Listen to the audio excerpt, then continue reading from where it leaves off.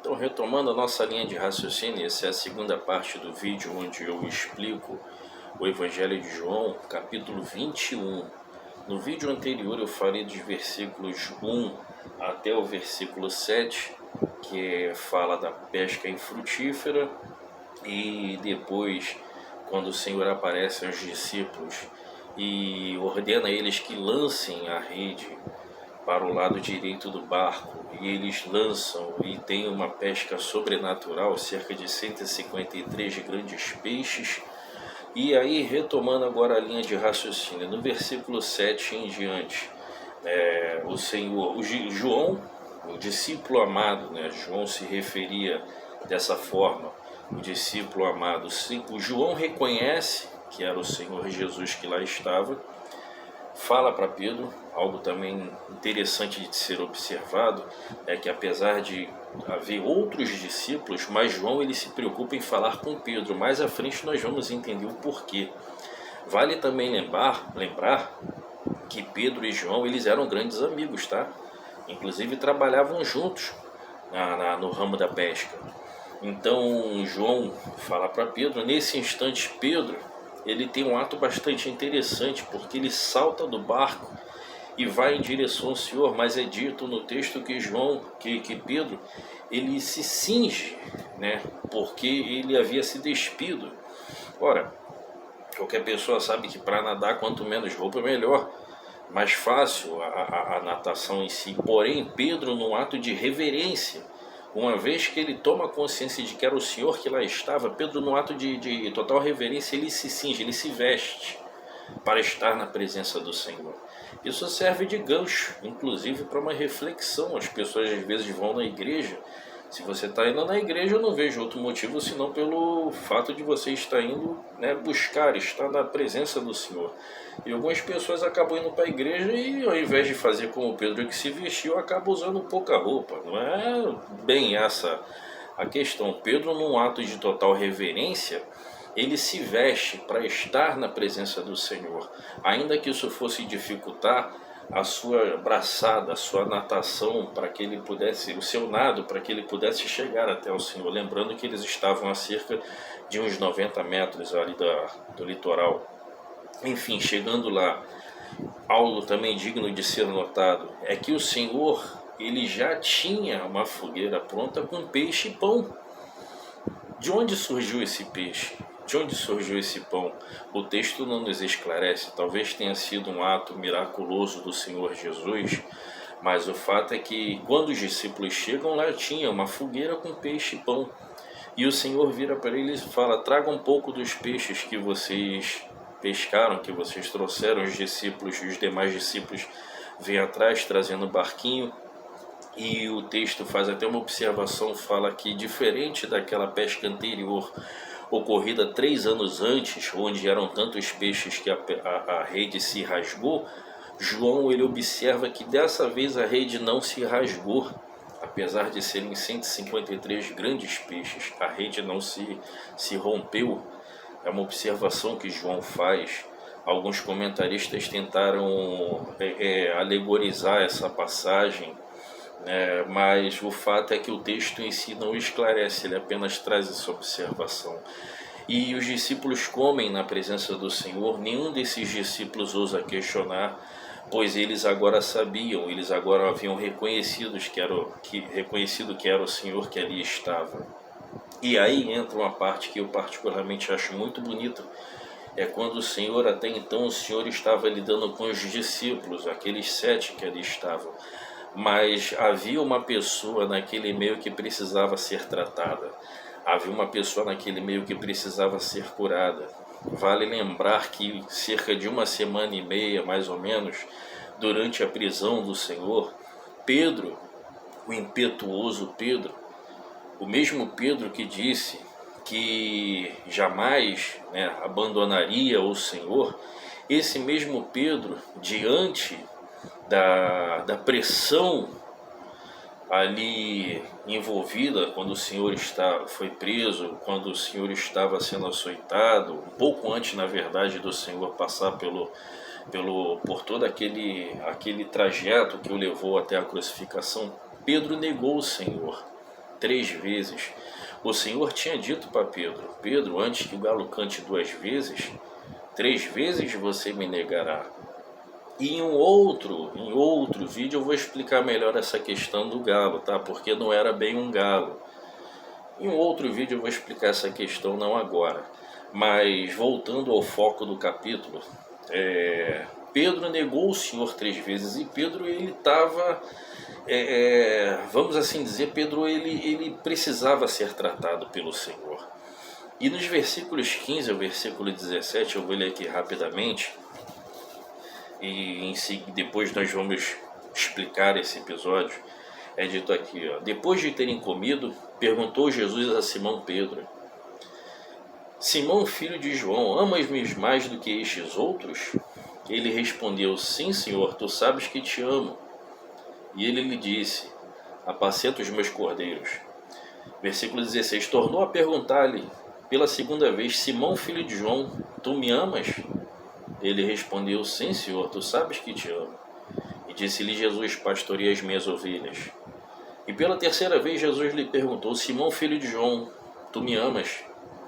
Pedro entristeceu-se por ele ter dito pela terceira vez: tu me amas? E respondeu-lhe: Senhor, tu sabes todas as coisas, tu sabes que eu te amo. E Jesus lhe disse: apacenta as minhas ovelhas. Essa passagem é muito bonita, ela trata ali da cura e restauração de Pedro, né? O que acontece? Pedro havia negado 3 vezes ao Senhor. Negou diante de uma serva, uma menina, negou diante de um soldado, negou 3 vezes ao Senhor. E 3 vezes o Senhor pergunta para Pedro: Pedro, tu me amas? Jesus agora, até então, nesse episódio, ele estava lidando com os discípulos, mas agora Jesus ele lida com Pedro. Agora Jesus ele trata especificamente com Pedro. A primeira pergunta que Jesus faz é: Pedro, tu me amas mais do que a estes? O fato, uma coisa interessante, é que estes não fica claro em relação o que seriam esses outros.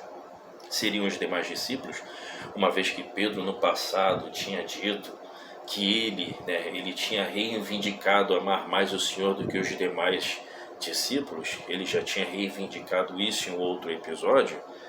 Será que quando o Senhor perguntou: você me ama mais do que a estes outros, será que o Senhor estava se referindo aos peixes e à pescaria em si, uma vez que o antigo estilo de vida de Pedro era ser um pescador, e agora ele tinha voltado para seu antigo estilo de vida, a pescaria? Não se sabe ao certo se Jesus estava se referindo aos apóstolos ou se ele estava se referindo a um antigo estilo de vida que Pedro tinha e que agora ele tinha retomado o estilo da pescaria. O fato é que Pedro ele responde: sim, Senhor, eu te amo. E logo o Senhor repete a pergunta: tu me amas? Pedro, tu me amas?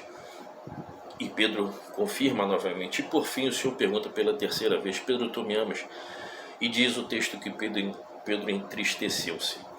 Há uma questão a ser notada. O Novo Testamento ele foi escrito em grego. Um grego chamado grego koiné, que era um grego popular, um grego cotidiano, um grego usado ali em toda aquela região. E o grego ele emprega 4 palavras diferentes para se referir ao amor, e 2 dessas palavras são encontradas nesse capítulo, que são as palavras ágape e a palavra filéu. Então, quando o Senhor pergunta para Pedro: Pedro, tu me amas? O Senhor está usando a palavra ágape, que tinha o significado de um amor supremo, a expressão mais louvável e mais digna do amor. E Pedro, quando ele responde de acordo com o texto de João, ele não responde com o mesmo equivalente da palavra ágape, ele responde com a palavra filéu. Eu gosto muito da explicação que o pastor John MacArthur dá a essa passagem, e eu vou ler aqui rapidamente, só para termos uma compreensão um pouco mais clara do que estava envolvido nesse jogo de palavras. O pastor John MacArthur ele diz o seguinte: olha, quando Jesus perguntou a Pedro se o amava, ele usou a palavra para amor, que significa total comprometimento. Pedro respondeu com uma palavra para amor que expressou o seu amor a Jesus, mas não necessariamente comprometimento total. Isso não foi porque ele fosse relutante em expressar amor maior, mas porque tinha sido desobediente e negara ao Senhor no passado. Então, de acordo com a interpretação desse grande comentarista que eu particularmente gosto muito, o pastor John MacArthur, na palavra ágape, quando o Senhor pergunta: Pedro, tu me amas? Usando a palavra ágape, essa é uma forma de amor que exige, que requer comprometimento. Entretanto, Pedro responde com uma palavra filial que expressa o fato de amar, mas não um amor a ponto de um compromisso. Jesus pergunta as duas vezes, usando a palavra ágape. Pedro responde duas vezes usando a palavra filial, e na terceira vez o Senhor usa a mesma palavra que Pedro estava usando. Pedro, você me amas? Isso na terceira vez. E aí ele já, de acordo com o texto grego de João, ele já não usa mais a palavra ágape, ele usa a mesma palavra qual Pedro estava utilizando, que é a palavra filéu, e diz que Pedro entristeceu-se. Ora, o fato de Pedro ter entristecido, muitos comentaristas divergem em relação a isso. O motivo pelo qual Pedro se entristeceu, se você olhar alguns comentários, você vai ver uma diversidade de interpretações. Eu prefiro acreditar que Pedro ele entristeceu-se por lembrar do fato que ele tinha negado ao Senhor. Ele que antes se dizia, né, o discípulo que mais o amava, que estaria com o Senhor, fosse em quaisquer circunstâncias, ele reconhece que ele havia negado ao Senhor. E aí o Senhor confirma, o Senhor cura Pedro. E o Senhor vira para Pedro e fala: segue-me, segue-me. O Senhor, inclusive, no versículo 18, ele traz uma profecia a respeito da morte de Pedro, versículo 18. João 21, 18, o Senhor vai dizer o seguinte, eu gosto bastante dessa parte, né?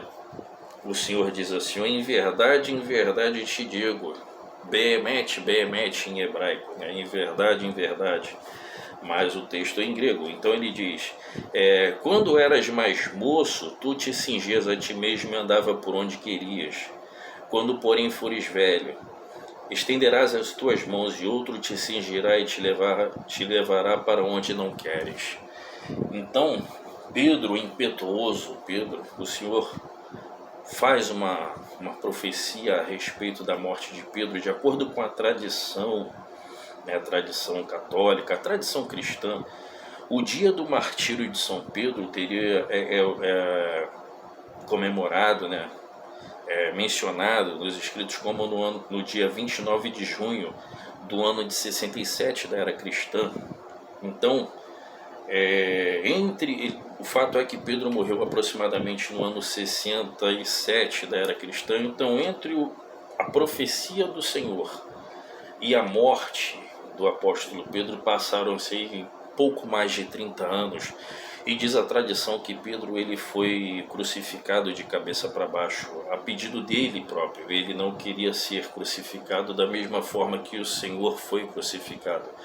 Então, de acordo com a tradição, São Pedro ele foi martirizado durante o período da perseguição e ele foi crucificado de cabeça para baixo. Então, desde essa profecia até a execução, a morte, o martírio de São Pedro ocorreu aí por volta entre 30 e 35 anos depois.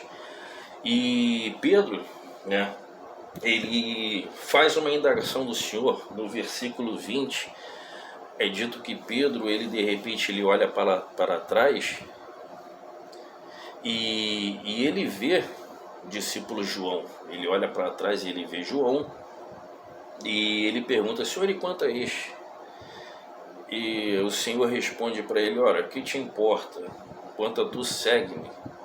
Isso traz uma lição do seguinte: não olhe para o seu irmão, não fique preocupado com a trajetória do seu irmão. Preocupe-se sim em fortalecer a caminhada dele. Mas para Pedro o Senhor disse: quanto tu, segue-me, segue-me. E aí você tem os versículos finais, certo?